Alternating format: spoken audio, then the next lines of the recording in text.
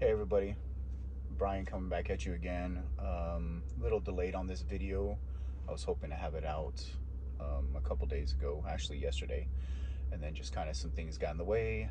Um, Again, kind of things happened again today, kind of delayed, and I was gonna push it back to tomorrow, but it actually kind of hits on the whole meaning and the whole topic of this, what this video was about. So I was like, you know what, let me not make any excuses and keep delaying this. Let's go ahead and just get it done and, you know, focus on what the topic of today is.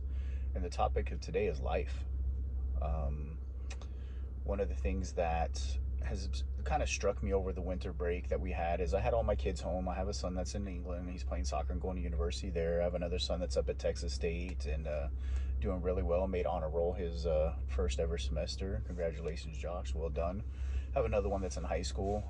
Those are my three boys, and then I have my daughter too, who lives here locally, and she was home and everything, and just we were all talking, and my son that's up to Texas State, I mean, my other children, like we've all had tough times, and my son was like, man, it seems like it's like, life's getting easier. Things are just getting easier. As I'm getting older, things are getting easier. Like life's getting easier. And I've heard that phrase from other people before, and it always kind of strikes me as, wrong, honestly. Because life isn't easy. And I don't think as you get older, life really gets easy. And I think we as people kind of sell ourselves short when we make that statement of life gets easier. I think we as human beings, we as men, women, we learn more, we develop, we evolve as humans, and some of the things that we might not have noticed were happening before around us. Some of like maybe before we didn't see the smoke before the fire broke out, and now we're too busy putting out fires. Well, as you get older, you start being able to recognize the signs and seeing the smoke, and you know being able to put that out before that becomes a full-fledged fire on you. So it's just kind of something that really strikes me is I think we as humans, we don't give ourselves enough credit when credit is due.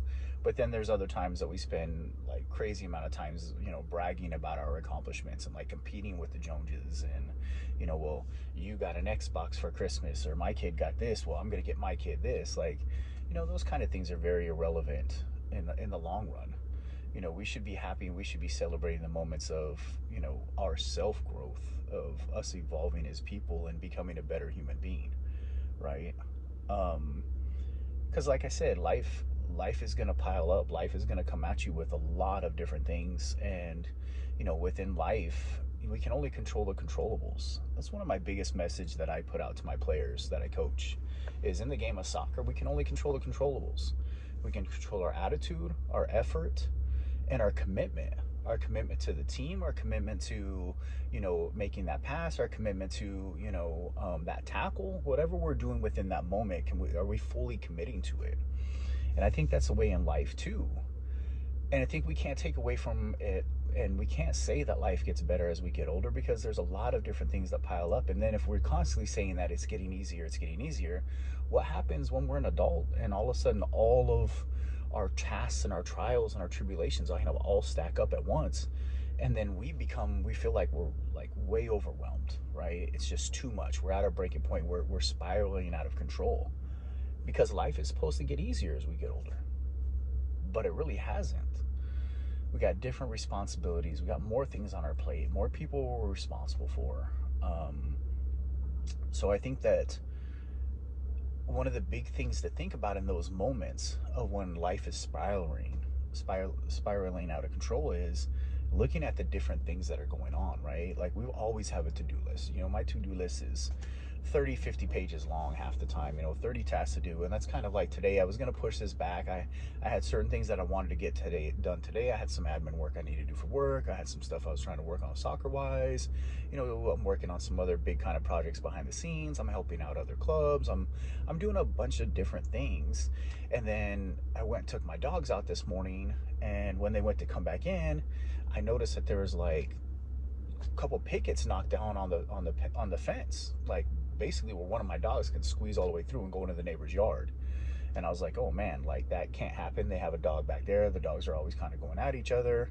So, they're kind of threw a wrench in my plans today. I had to, jump in the van, went with my wife over to Lowe's, got some new pickets, got some nails, got whatever else I needed, and spent an hour or two in the backyard kind of rebuilding that fence and reinforcing it so that their dog couldn't do that again and my dogs couldn't harm the fence or mess it up anymore.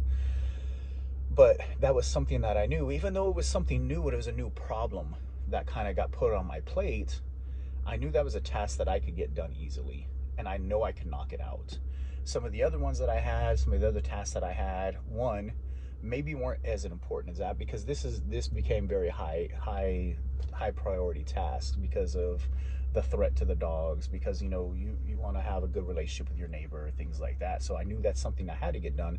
Plus, with my background, my skills, and everything that I know, I knew I could get it done and get it done pretty easily. And then once I got done with that, I realized, okay, well, I'm not going to get everything done on my to-do list that I wanted to get done today. What are the things that can absolutely wait till tomorrow? What are some things that I know that I can accomplish today, so I can kind of keep that momentum of doing the one thing that I got done today, right? Because if we look at it as the big picture, and I look at all the tasks I have, it's easy to get overwhelmed. It's easier to go, man, I have a lot of stuff to get done. I'm not going to get it all done. And this happens in life, right? It's easy to look at life and go, man, I got too much stuff. Like, I'm having troubles financially. I'm having troubles emotionally. Maybe some of my relationships aren't as strong as I want them to be with either my loved ones, my wife, my husband, whatever those situations are. Maybe I'm having problems at work, and they all are just kind of piling up together. I think what you need to do is you need to take a step back and find the one that you can get done, right? Rather than looking at the big picture and going, man, because it can be overwhelming. Break it down and figure out what's on your to-do list, what's on your task list that without 100% that you can take care of. I'm going to get this done. I'm going to get this done. I'm going to get this done so I can move forward today, rather than just sitting there and kind of wallowing in maybe some self-pity. We have to do that, all the time. We always have to look at what can we get done. In the game of soccer, it's easy. If I love relating things to soccer, because I think I love teaching people kind of how to be better people in life through the use of the game. And me as a soccer coach, when I have young coaches, we can be down like 4-0 before even halftime, and I'm listening to sometimes these young coaches, and I'm listening to them. Either I'm coaching against them, or it's a coach that I'm mentoring there on my sideline, and they're yelling like, "Don't let him score." Okay, well, we never want to let the other team score. Like, that's a pretty broad statement, Or they're yelling, "Stop losing the ball." Okay, well, how are we going to accomplish that? Another one that I love is, we get goal scoring opportunities, and the player misses it, and the coach yells at him, "You can't miss that." And I'm like, well, I've never met a player yet that likes missing a goal scoring opportunity. So I don't think we're telling them anything that they don't know. So we can go into that halftime talk, right? We can go and analyze that game, and we can look back at it, and we can say, okay, don't let them score. You can just tell your defense that, don't let them score, don't let them score.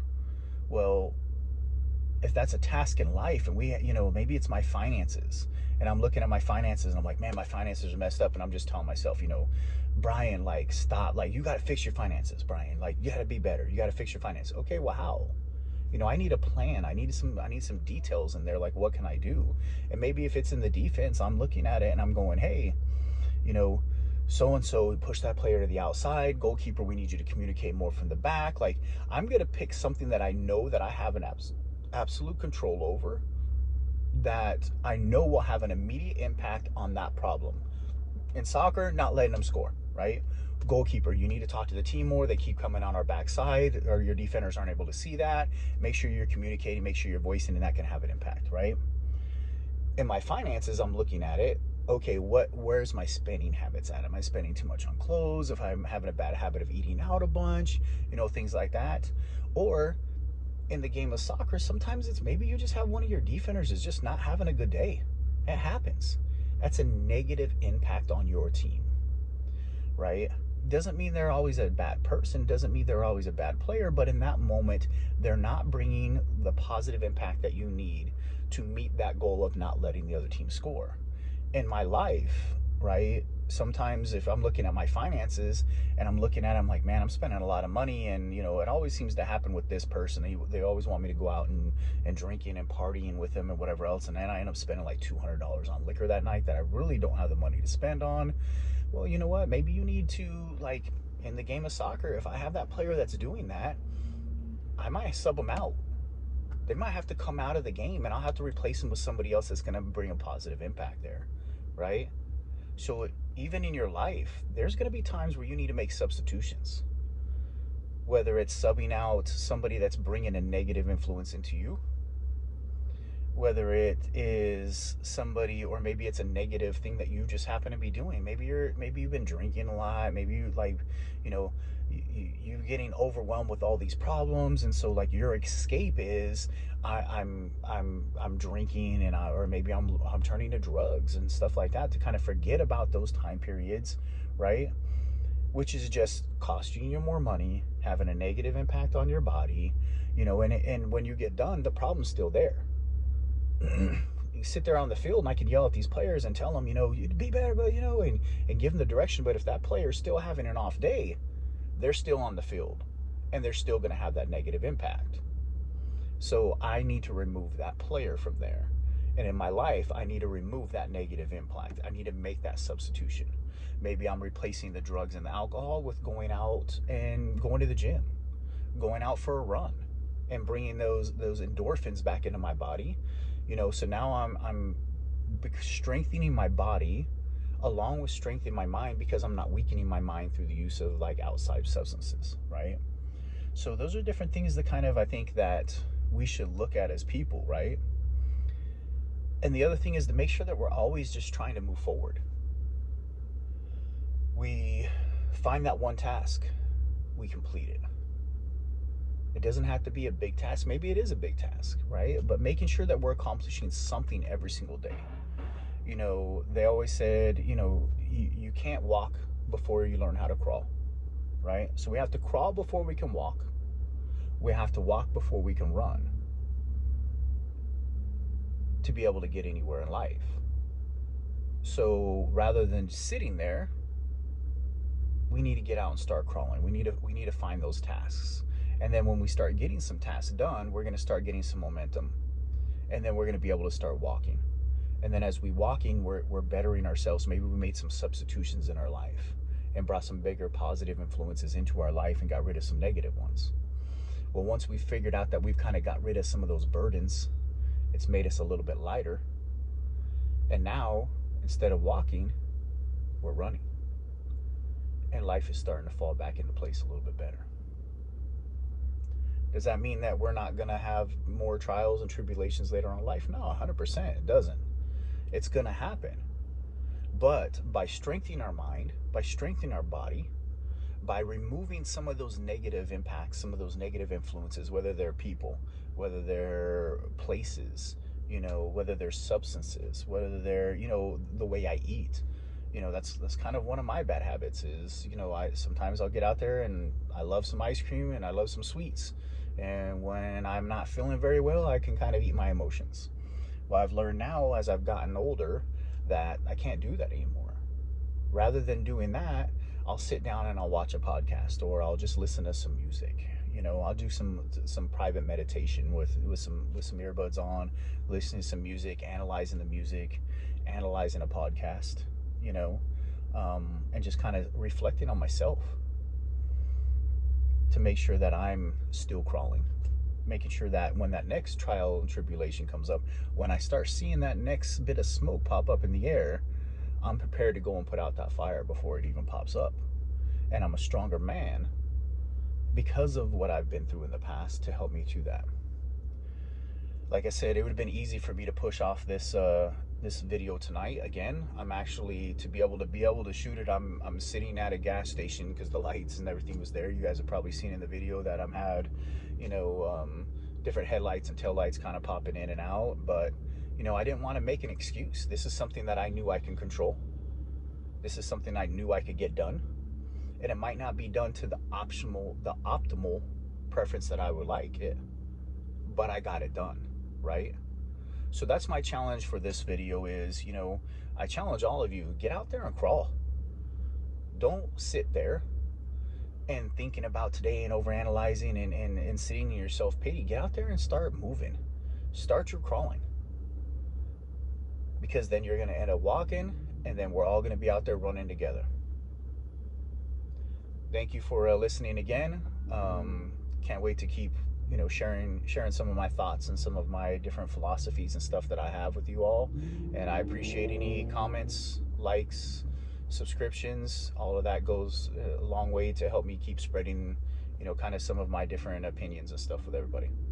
Thank you again. Have a good night.